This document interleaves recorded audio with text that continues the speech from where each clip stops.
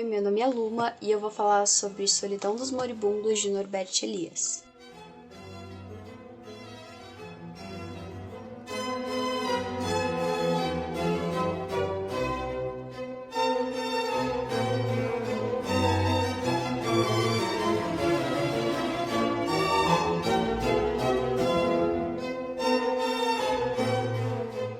O autor fala bastante sobre a mitologização da morte e sobre como essas práticas religiosas amplamente difundidas são rituais de socialização das pessoas. Citando especificamente o cristianismo, que é a vertente mais próxima da nossa sociedade ocidental, temos Adão e Eva, em que ambos eram seres imortais que viviam no Jardim do Éden. E a punição divina foi justamente a morte, a perda dessa imortalidade. E isso culminou no medo humano da morte. Antigamente havia uma maior incerteza social, ou seja, a morte era um tema mais cotidiano, as pessoas morriam precocemente. Isso pelo fato dos perigos serem menos controláveis. As pessoas morriam devido à higiene precária, a pragas, doenças, colheitas mal sucedidas, e tudo isso culminava numa expectativa de vida menor da população. Além disso, essas pessoas elas viviam constantemente juntas. Então a morte era uma questão pública, havia uma grande sociabilização na morte e inclusive a participação de outras pessoas durante a morte. Atualmente existe uma grande previsibilidade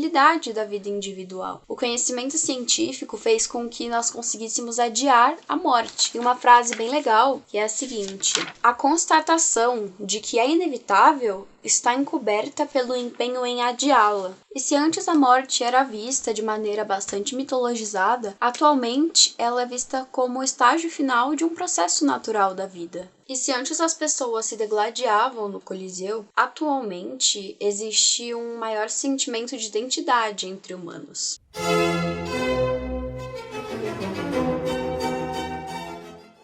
Atualmente, existe um monopólio estatal. Os dirigentes permitem o uso da violência a grupos específicos controlados por eles, por exemplo, a polícia ou as forças armadas. E eu não preciso nem dizer o quão perigoso é quando a estrutura da consciência individual depende de um mecanismo externo de coerção. Isso é alienação.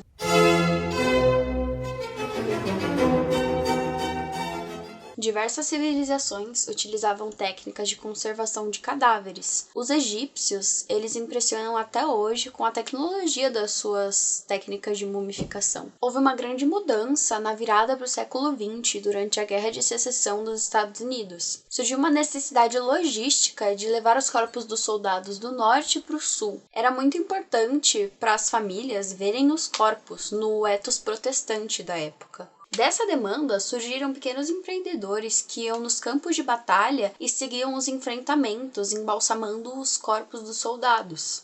Eles surgiram como alternativa para que os corpos dos soldados não sofressem decomposição nos trens durante o caminho de volta para casa. E foi assim que criou-se o costume do embalsamamento. A prática consiste em estripar o corpo, tirar todas as vísceras, preencher com químicos, no caso era utilizado arsênico, e serragem, para que o processo de decomposição demorasse mais. Eles montavam barracas e expunham os corpos embalsamados de soldados abandonados como forma de fazer uma propaganda do seu trabalho. Acontece que essas pessoas perderam o seu trabalho com o fim da guerra. Eles cruzaram o país vendendo seus conhecimentos sobre embalsamamento e convenceram as pessoas de que era imprescindível a higienização dos cadáveres.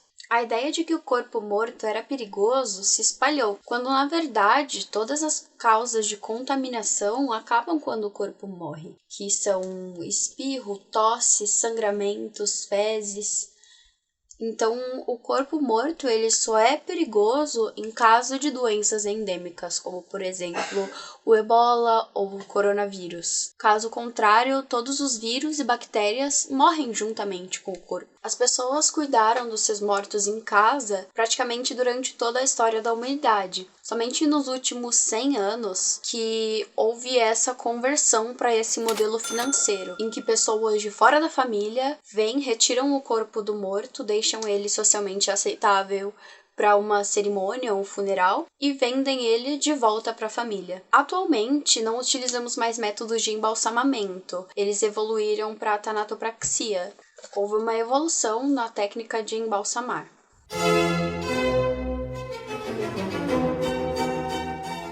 Uma curiosidade é que a cantora Carmen Miranda morreu em 55 nos Estados Unidos e ela foi a primeira brasileira a ter maquiagem mortuária. Porém, quando ela chegou dos Estados Unidos para o Brasil, o padre ele fez ela ser demaquiada, ele mandou tirar toda a maquiagem. Isso demonstra bastante a influência do catolicismo no conservadorismo da época.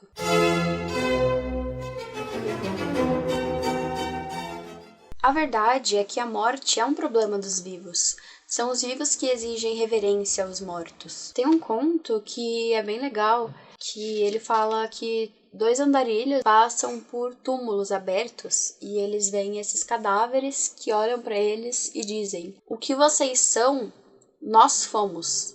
O que nós somos, vocês serão." Eu acho isso incrível. A morte do outro, ela acaba sendo uma lembrança da nossa própria morte. E atualmente existe uma tendência a ocultar o fato que é a finitude irrevogável da vida. Existe uma grande aversão dos adultos a falarem com crianças sobre a morte, tanto a delas mesmas quanto a deles, de outras pessoas.